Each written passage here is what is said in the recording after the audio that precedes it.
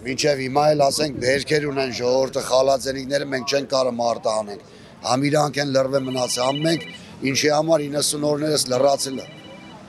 Բանկային հարցեր ունենք, պետք է աշխատենք, բերենք, վերջը մենք հարկեր տուրքերն էլ պետք է տանք, ու տվել ենք տալիս ենք։ Խնդրում ու պահանջում ենք 24 ժամվա մեջ մեր հարցին հստակ պատասխան տան։ Ոնց հասկանում ենք, մեր խնդիրը այդպես էլ լուծում չստացավ։ Հավաքվել ենք կառավարության առաջ նամակ փոխանցելու համար, հենց դիտավորյալ քիչ ենք հավաքվել ավելորդ աղմուկից զերծ մնալու համար։ Լուծման տարբերակ ենք առաջարկում, մեր ղեկավարությունը դիմի պատկան մարմինների Ռուսաստանի Դաշնության, որպեսզի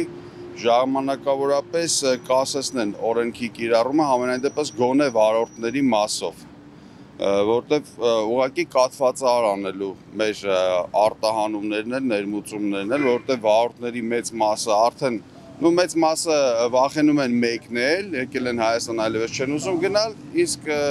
մոտ մի 100 վարորդ էլ արդեն ստացել են մուտքի արգելք, հետևաբար նոր տարվա շեմին սովորաբար ավելանում են արտահանում ներմուծումների քանակը ավելանում է եւ